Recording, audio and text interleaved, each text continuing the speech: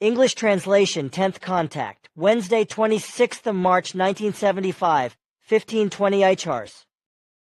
It is now time to speak about things that are very important in the sense of the development of the consciousness and of the spirit of the human being of Earth. Concerning this, I do not wish to address any questions in the time ahead, unless they are related to these remarks themselves, something you please want to understand.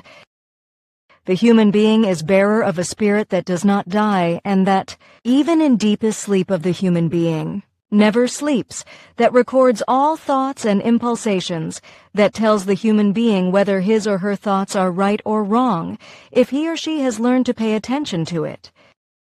This spirit within the human being is the bearer of the creational realm, and it is characteristic of all human beings.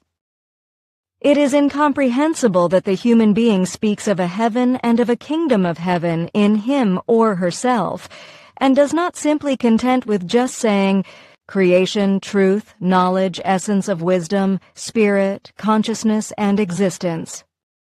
The human yearning lies in the joy that remains, in the immortal life, the lasting peace, the spiritual and consciousness-based richness that never passes and lasts eternally.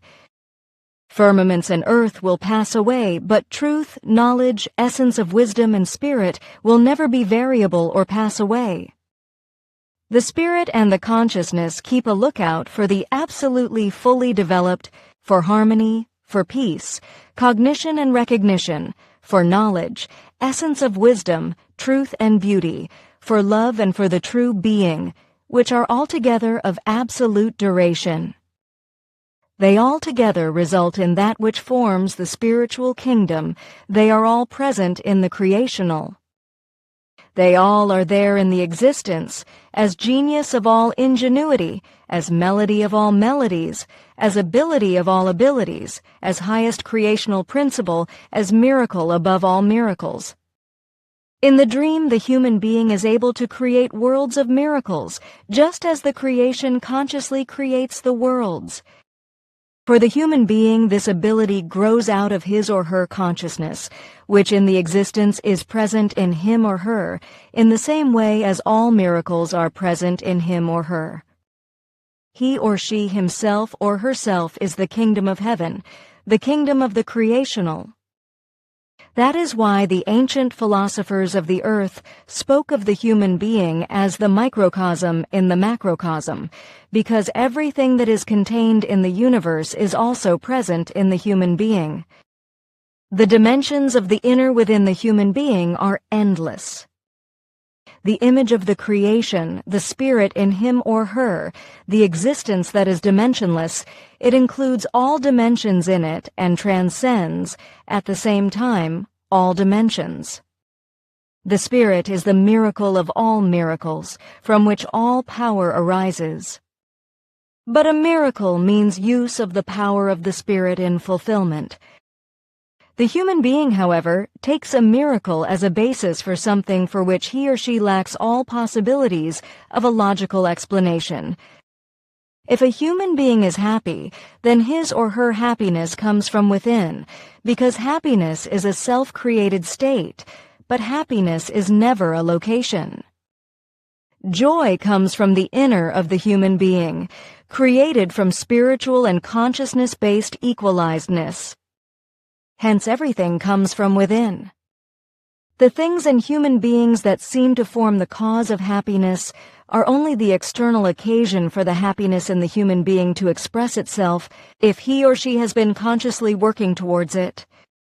But happiness is something that also belongs to the innermost, to the spiritual inner core nature, and it is an inseparable attribute of the existence of the creation.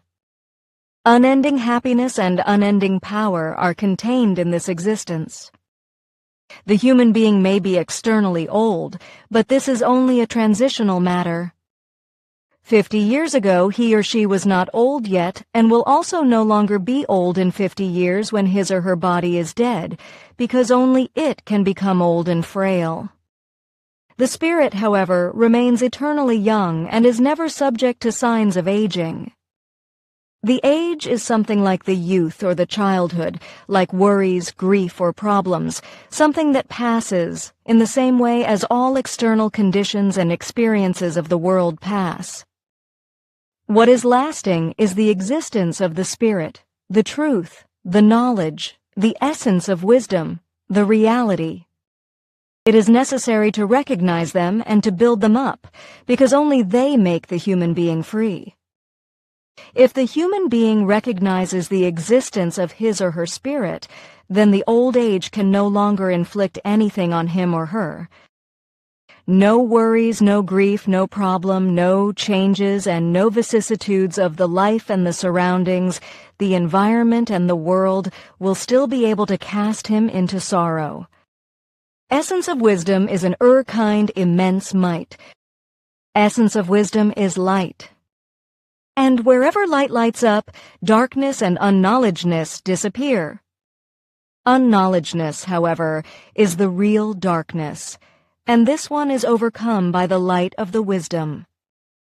Essence of wisdom is a characteristic of the existence of the spirit and the consciousness, and carries within itself the qualities of the happiness, the truth, the knowledge, the equalizeness, the beauty, the harmony, and the peace. Essence of wisdom is light. But essence of wisdom is also the characteristic of a human being who has recognized the existence of his or her spirit and of the material consciousness and who works with it based on the laws of the creation. Essence of wisdom is consciousness unfolding as well as use of consciousness power and use of spiritual power. Essence of wisdom and spirit as well as consciousness and truth are each two things that constitute one, just as the sunlight and the sun are two things. The sunlight only results from the warmth of the sun, which it first has to generate through its processes. But so, too, there is an all-creating existence in the universe, which existence creates, by virtue of own powers which, following certain creational laws, follow as truth, knowledge, and essence of wisdom, the endless aeons constantly and unswervingly, according to a given equal guideline, and give life. This powerful existence, however, is the creation. And therefore there is only one existence which rules everywhere in the universe, only one creation, only one truth, one knowledge, and one essence of wisdom, which are equally directed and remaining the same for eternal times. The eternal truth is not subject to any fluctuations or any changes, and its laws never have to be revised and, therefore, never have to be adapted to a new time. The spiritual power is as vital and dynamic as the consciousness power, and indeed to the extent that these manifest the essence of wisdom in themselves.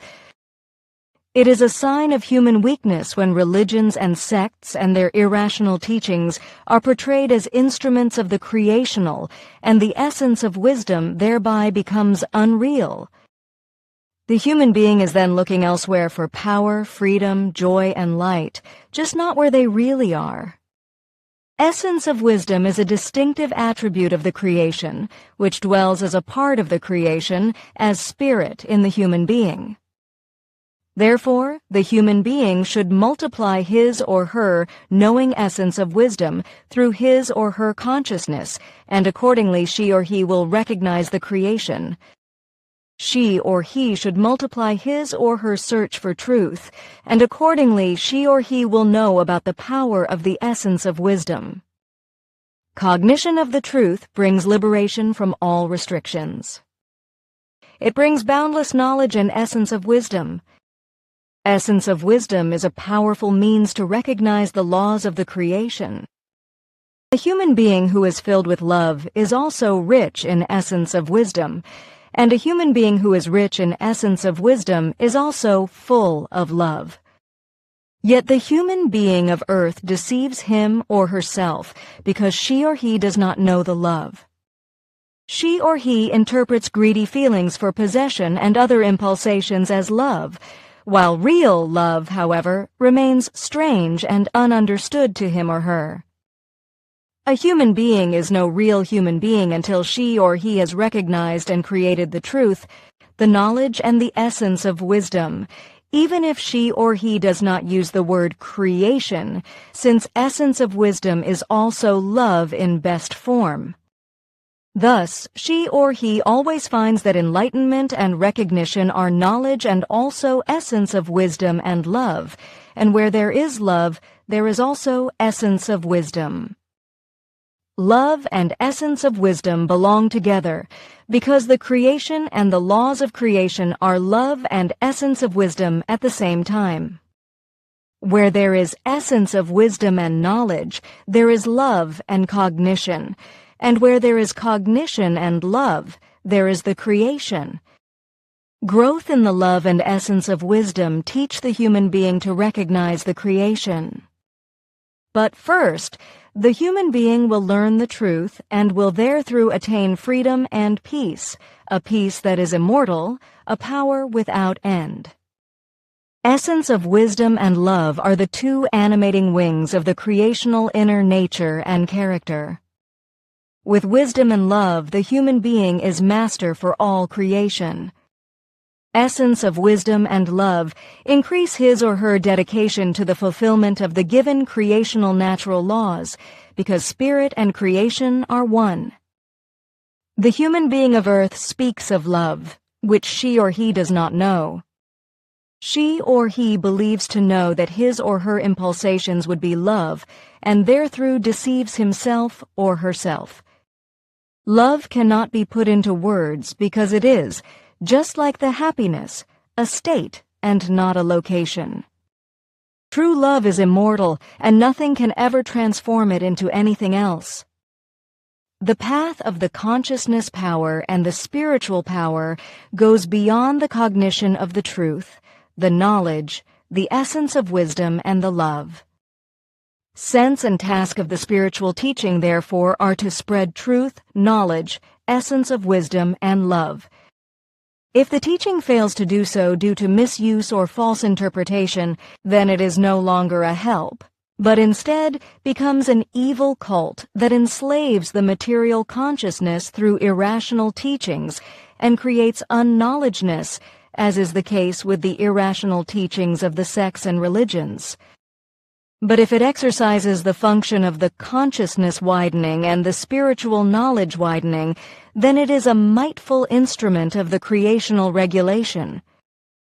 The spiritual teaching is about the spreading of the cognition, the truth, the knowledge, the essence of wisdom and the love, the eternal, the immortal, the everlasting that overcomes the death and spreads light, that manifests the equalizedness of the essence of wisdom and the love in itself, the peace that surpasses all understanding. Every human being believes to know what is meant by peace, by the way she or he knows it according to human experience. But to understand the wise peace of the unending existence, of the spirit, of the immortal creation, that quite simply surpasses his or her human understanding. This is because she or he is chained to religious irrational teachings and to human material things which deprive him or her of an understanding according to inner experience. The experience which forms the true key to the true cognition and essence of wisdom. Miracles upon miracles are contained in the kingdom of the spirit. The visible universe with which the human being is concerned is but a small spot in this wonderful, unending, spiritual intelligence of the creation.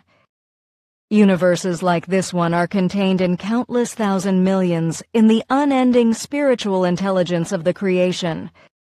What is visible to the physical eyes of the human being means only a small iota in the endlessness. What is not visible to his or her eyes is unmeasurable, incomprehensible, and unthinkable, confusing and unimaginable to his or her unspiritual human intelligence and comprehension. All the universe, which she or he sees, is but one single space of many, which must be measured by myriads, because there are universes in universes, universes beyond universes, universes beneath universes, universes above universes, and universes outside the universes in this your mighty, tremendous, and all-creational spiritual intelligence of the existence creation. And the human being is connected with this immense spirit, with these kind powers of the existence, of the creation, of the spiritual intelligence, because a part piece of this spirit intelligence of the creation dwells as spirit in the human being and gives life to him or her. Its powers, its joy, its peace, its freedom, its essence of wisdom, its knowledge and its ability are unimaginable for those consciousness-based, unknowing, illogical ones, critics, know-it-alls, those dependent on religions, perverted and other misguided ones. And only a human being who knows this truth and creates knowledge and essence of wisdom and love from it is a human being in prosperousness. She or he knows the answer to the last questions of the science, the philosophy, and also of the questioning human being. But to become such a human being in prosperousness, one must seek and find the truth, create knowledge from it, wisdom and love, because the human being is only able to grow spiritually and consciousness-based through truth, knowledge, essence of wisdom and love, wherethrough she or he is liberated from all human weaknesses. She or he is no earlier enlightened and completely liberated than when she or he remains constantly and continuously in thought in the unending creational spiritual reality. The spiritual intelligence is enlightened by law-based spiritual principles and is directed toward the creational inner core nature, the absolutely full development and the power of the creational itself. This is in contrast to the human intelligence, because the human material consciousness is generally concerned only with individual things of the material world. But this has the consequence that the human being is constrained and hindered in every direction, indeed even captured, oppressed, plagued, and tortured by all possible forms of mishappening, weaknesses, and enslavements of all kinds. Hence, a self-analysis of the individual human being is one of the most essential methods for finding the truth and for going the way of the consciousness-based and spiritual evolution. Thus, it is necessary that the human being continuously checks his or her thoughts and sees what kind they really are. She or he has to make sure that she or he is ultimately always guided, led, and destined by creational philosophical principles and realities, by creational natural laws. In the human being, the constant conscious feeling should reign that she or he belongs to the creational, with his or her actual spiritual breath, his or her actual spiritual being. Consciousness-based, it shall be clear to him or her that his or her actual spiritual being is inseparably one with the creational, so as to overcome the material outer world in this consciousness.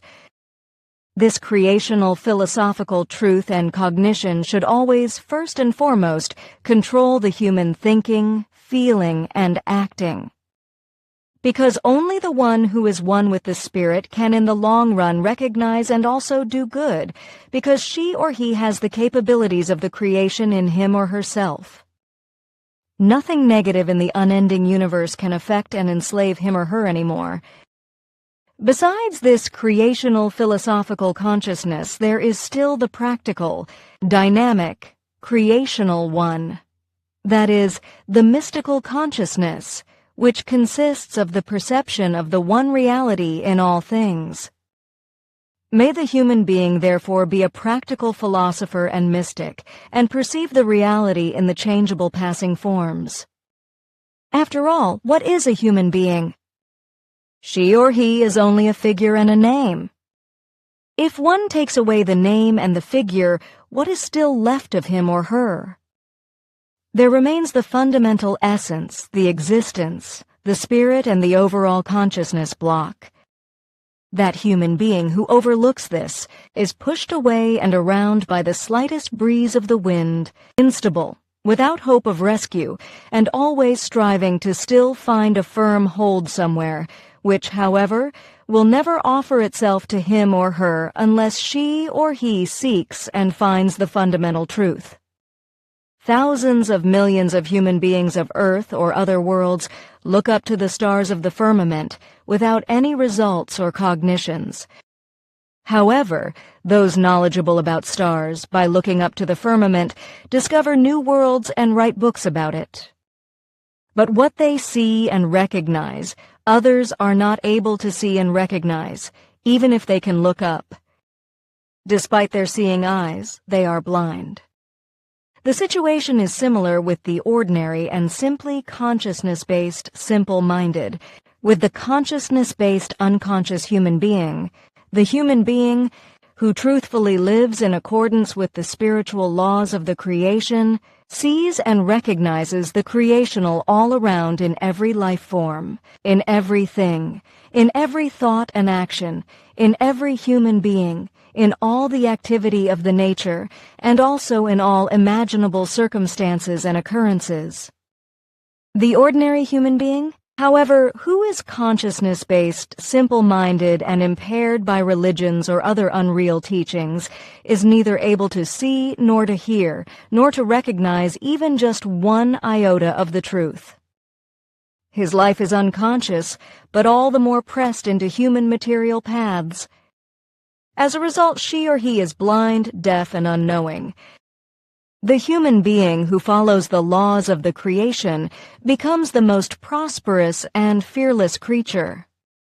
His or her will is insurmountable, his or her dedication unmeasurable and endless, and his or her essence of wisdom and his or her love permanent and absolutely fully developed, not capricious and not full of doubts, like generally those of the ones who are dependent on religion and of those who are otherwise led into the unreal.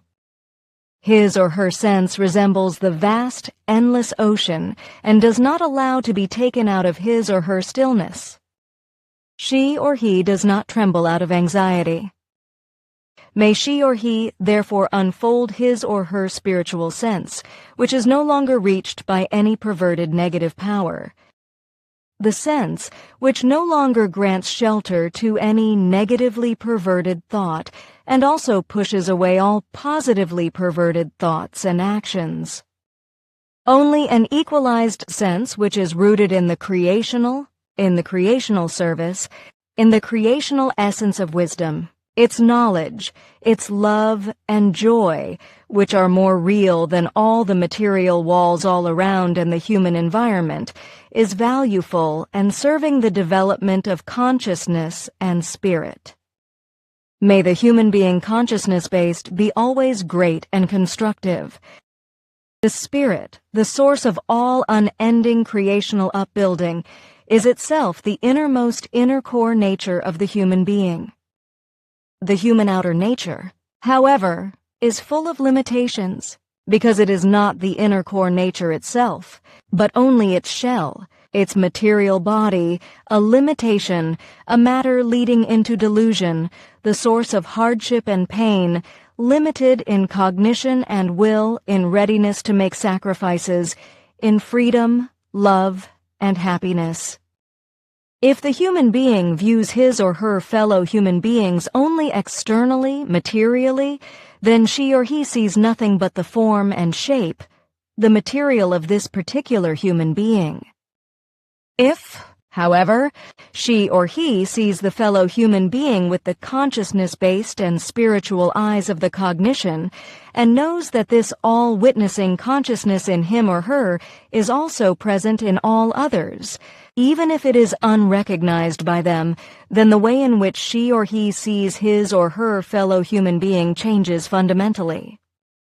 She or he then no longer simply sees a man, a woman, a girl or a child, but sees the fellow human being as bearer of a creational spirit, which knows about itself, about its existence, and wishes to reveal itself through everyone, if only the opportunity to do so would be offered to it.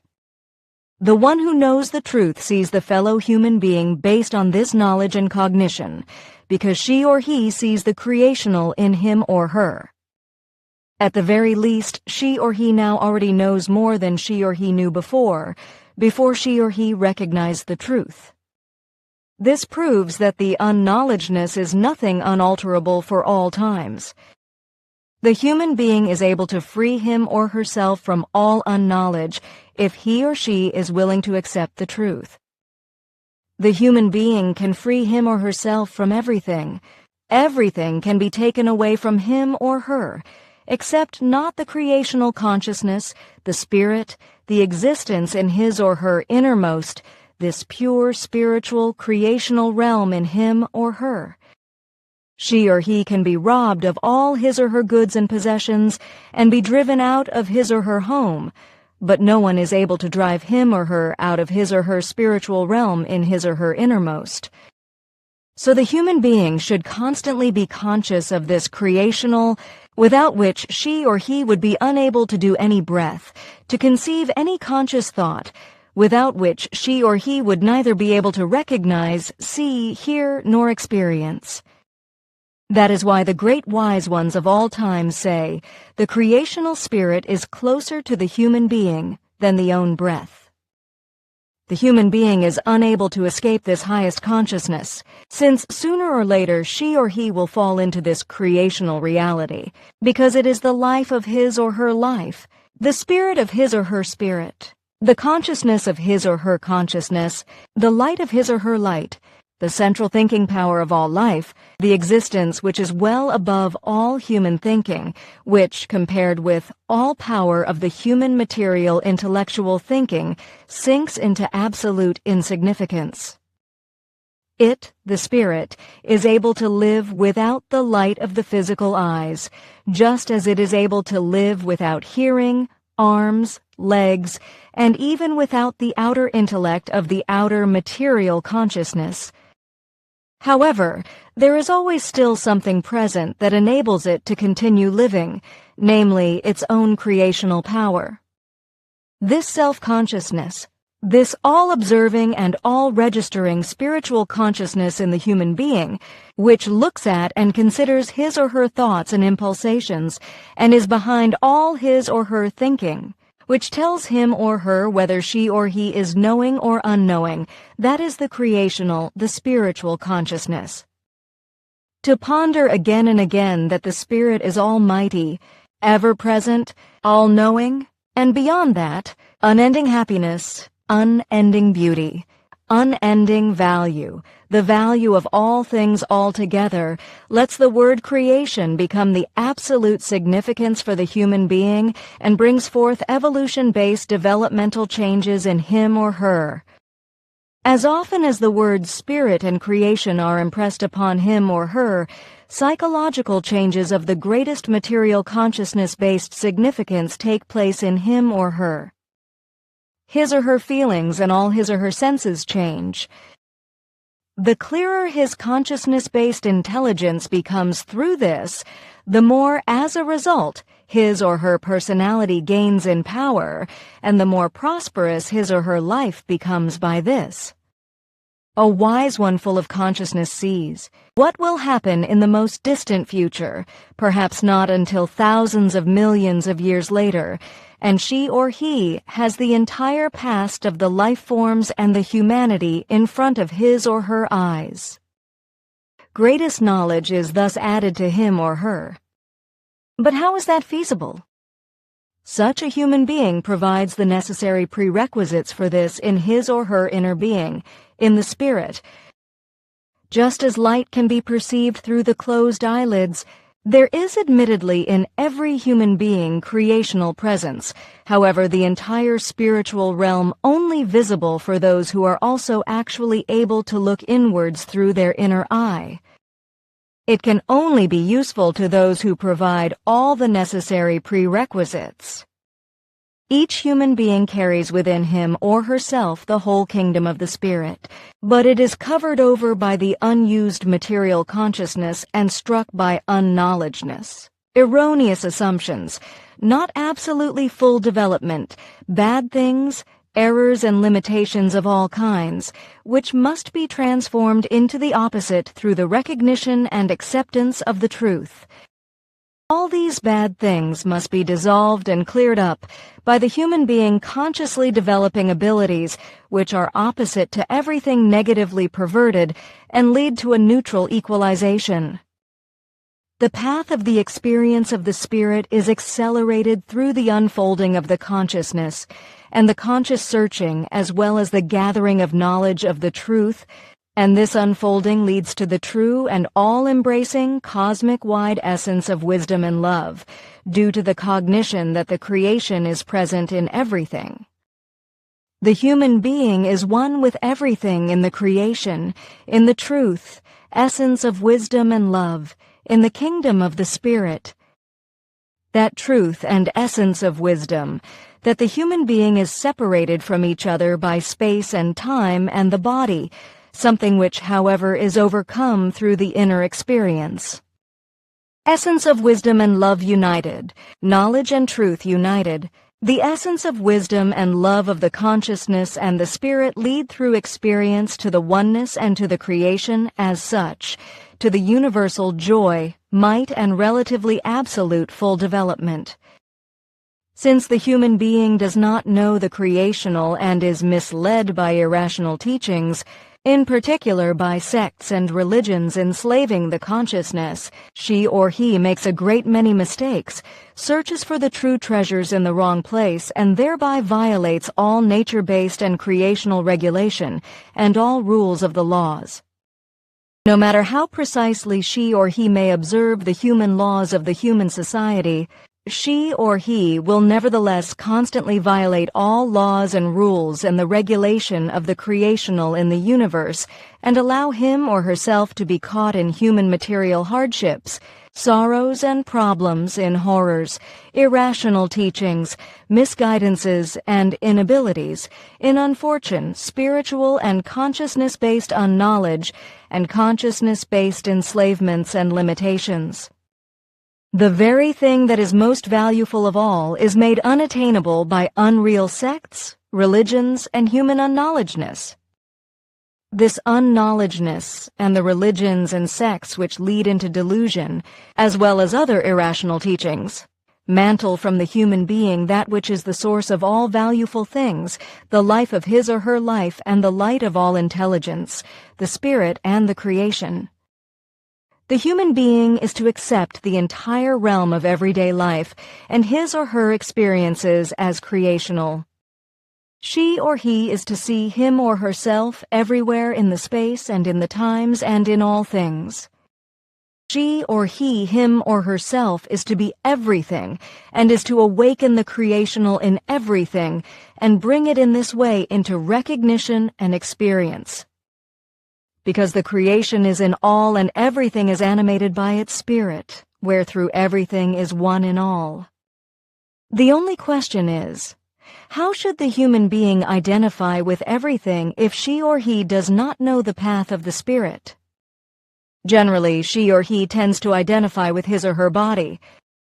But what happens if she or he tries to engage in the truth and inwardly directs him or herself according to the creational being and the spiritual reality? The whole world non-arbitrarily dissolves in this real reality truth of the spiritual. Everywhere the one, sole principle of the creational spiritual is in place. But how is the human being to identify with everything? May she or he for once see him or herself as he or she really is. In general, she or he identifies with his or her body. She or he cares for it like it would be a treasure, nourishes it, and troubles him or herself about it to the point of self-sacrifice. She or he surrounds it with pride, frippery, and a senseless delusion, while she or he nevertheless allows his or her consciousness to fade.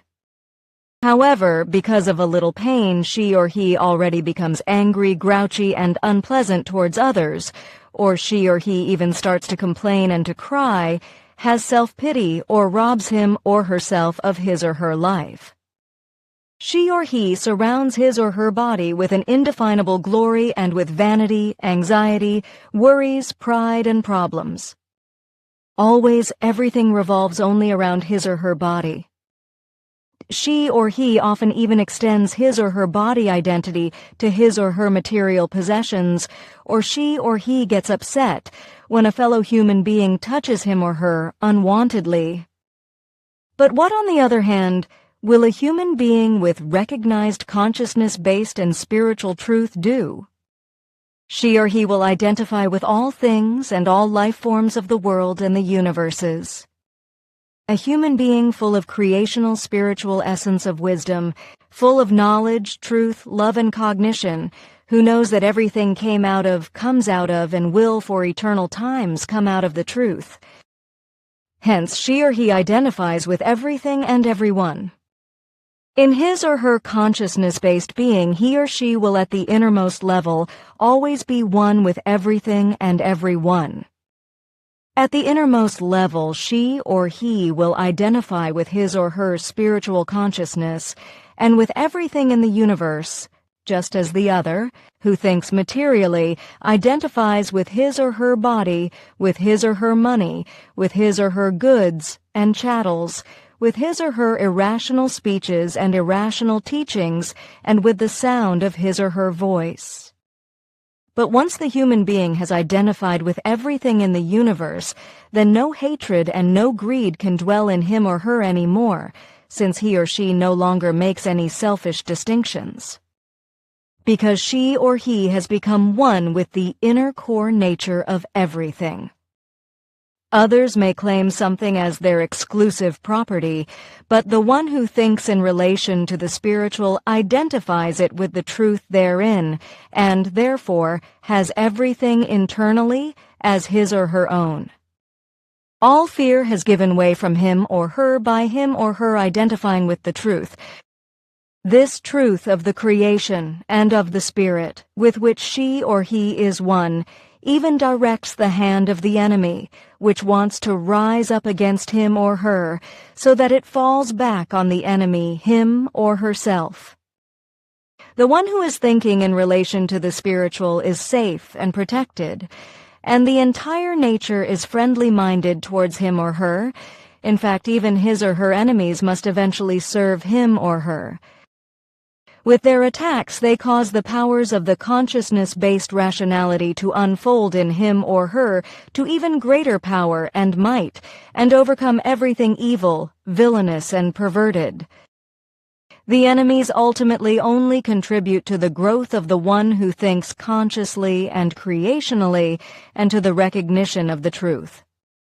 They want the evil, terrible and bad, for the truly thinking one. They think they can destroy him or her through criticism, know-it-all attitude, lies and calumnies, through objections, irrational claims and irrational teachings, through ridicule and condemnation. But they only harm themselves, because their doing is evidence of foolishness and unknowledgeness.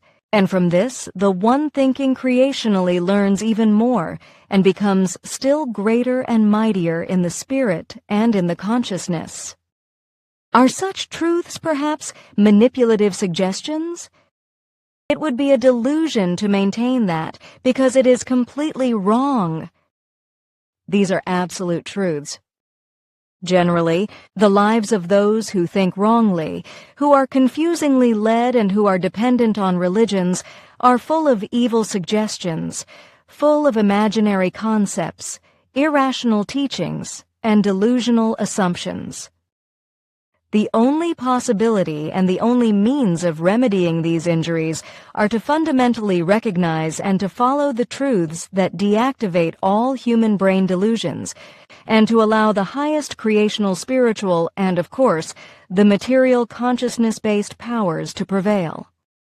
All unreal suggestions and human imaginations become corrected by the human being realizing, I am a part of the creation, which animates me as a part piece, as spirit. But the knowledge that all things are imaginations and illusions, except the creational spiritual power, truth and reality, will by no means diminish the keenness which the human being unfolds in the life, but rather propel him or her to unexpected heights. Only that which is true and which will remain truth can be regarded as truth, something on which one can rely in eternal times, and which is never and under no circumstances ever in need of revision. Truth never has to be adapted to another and a new time, because it is permanent for all times. It is eternally remaining the same and always sounds the same, even if it is spoken in other words. It is the rock upon which one can build in eternal times and in all spaces. The truth was before the life, and the truth is also after it. What only has a short-term continuance is a danger, a bad deception, an irrational teaching. Creation and truth are always the same. Today and tomorrow, they are always remaining the same and of eternally equal value. They do not change, neither by name nor by form, as the creation and the truth are nameless and formless. So the human being is to hold fast onto the creational, since this alone is the truth. The truth is that which is immortal. Like the creation as such, it is that which is eternal in time, that which is relatively absolutely fully developed, that which is worth all energies and the total investment of will by the human being, because with it the human being does not fall prey to any deception. Hence, she or he is to hold fast on to the truth, and is to become unshakable in always equally lasting stillness, joy, knowledge, love, strength, and essence of wisdom in all things. The creational alone is endless essence of wisdom and endless truth, with which not one iota of erroneous assumption is possible. Hence, the human being is to take power from the creational essence of wisdom, and is to seek his or her light in his or her own spirit as well as in his or her consciousness. The truthfully human being knows well that she or he is not able to move his or her hand in the space without touching the creational myriads of times, since it is ever present in all times and spaces. The true and real human being is full of joy when she or he knows about the truth that the unendingly and undescribably powerful creational is ever present and surrounds him or her wherever she or he may go. The creational is full of endless peace, full of endless cognition, and relatively most total, absolutely full development. It is the source of all miracles of the highest spiritual consciousness, which is present all around, inside like outside. His or her joy is as endless as the spiritual life itself. In order to make rapid spiritual and consciousness-based progress, the creationally thinking human being regards everything and everyone as creational. As soon as she or he sees something, she or he sees the creational. Behind all, and also in the forms of manifestation of the creational itself, the creational always stands in front of him or her.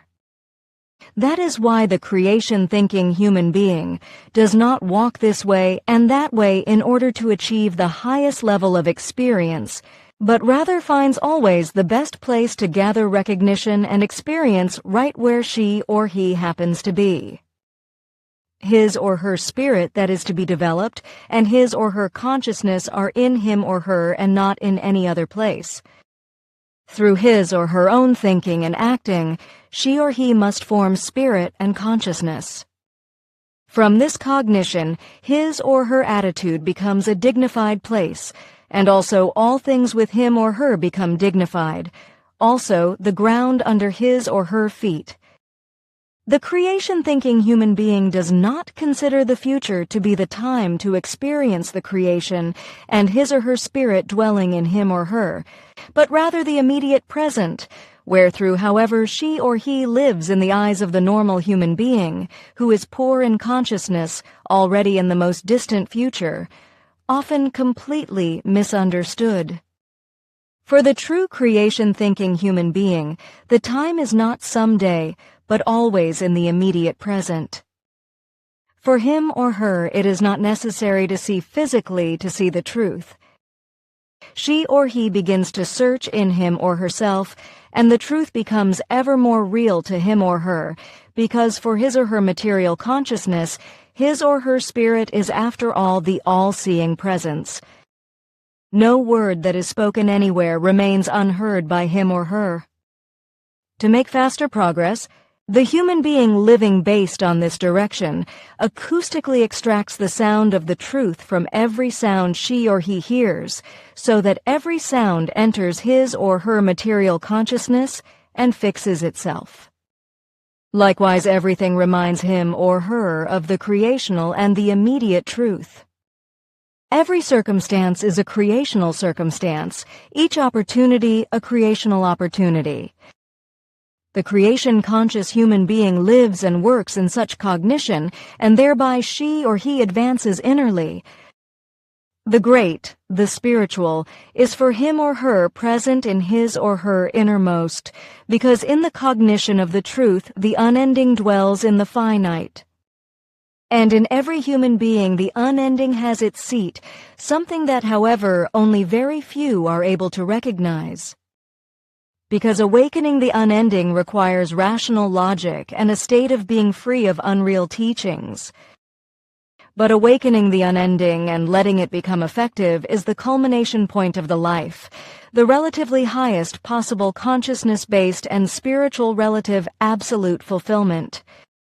Those who are rich in the consciousness become the instrument by which the creation expresses the spiritual realm.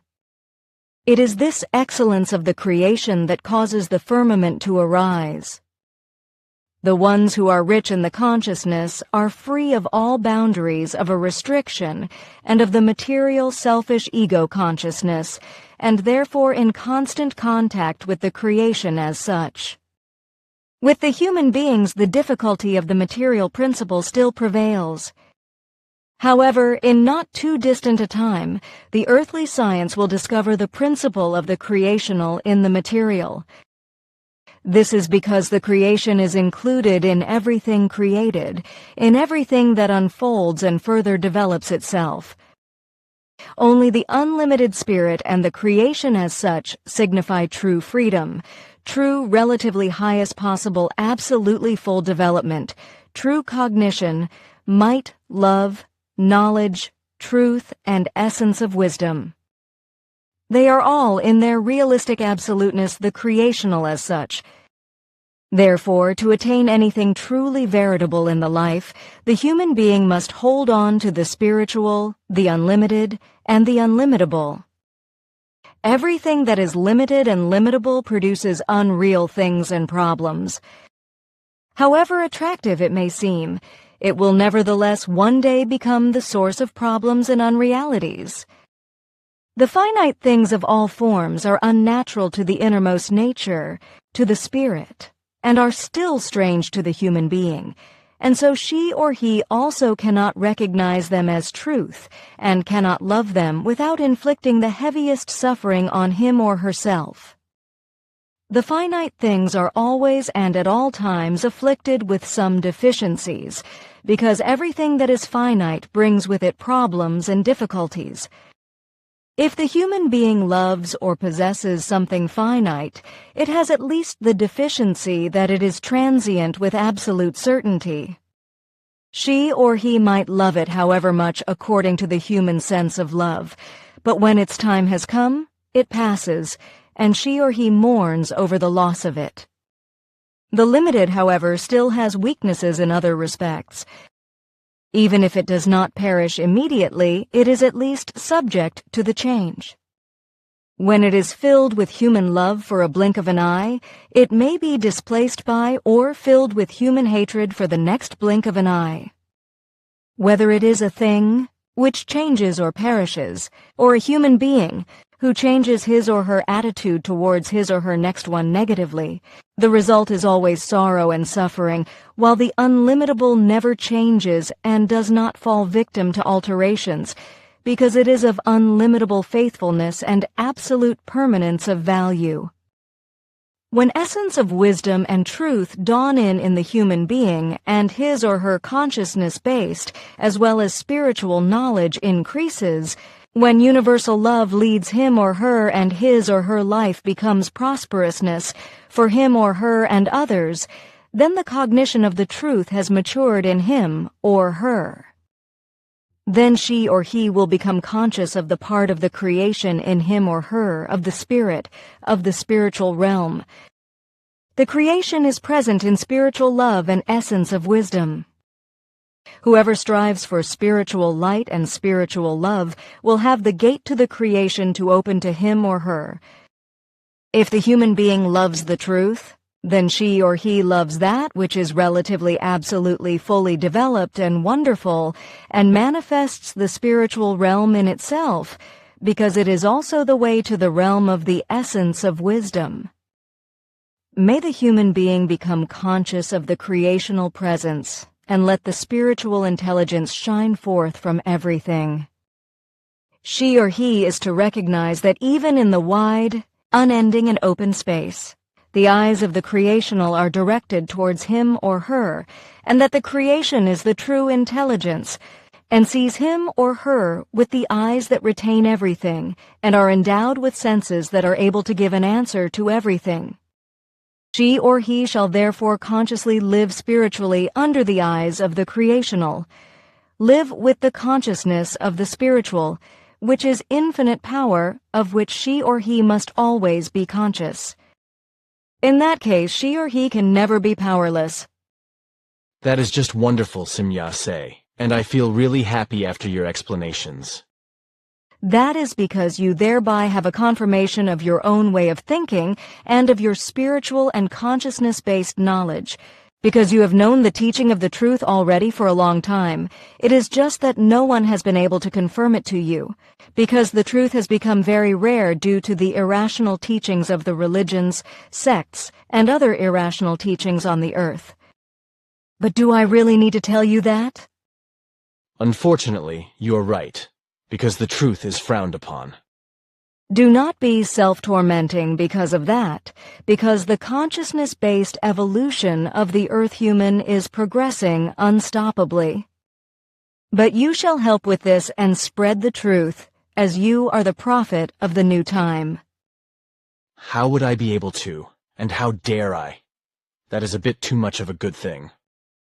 It is so determined for you. You can look it up in the Talmud.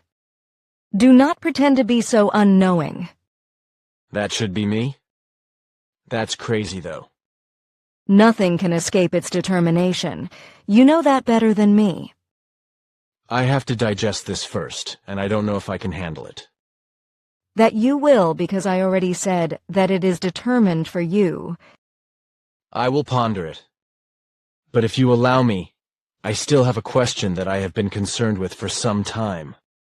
Just ask. It is about my calculations that I have carried out about the dates of life and birth of Emmanuel. You once told me that I was wrong in my calculations only by around 200 years. That much I get.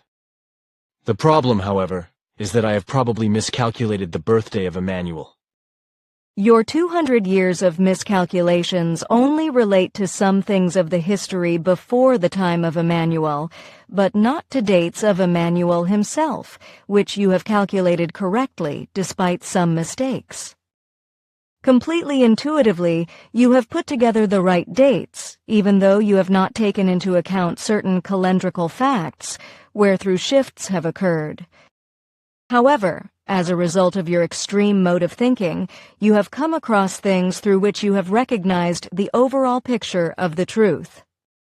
Through this, you have in turn intuitively realized that you could easily resort to the calendar time calculation known to all of you today, and were able to precisely pinpoint the date of birth of Emmanuel, the 3rd of February, calculated according to your Christian calendar.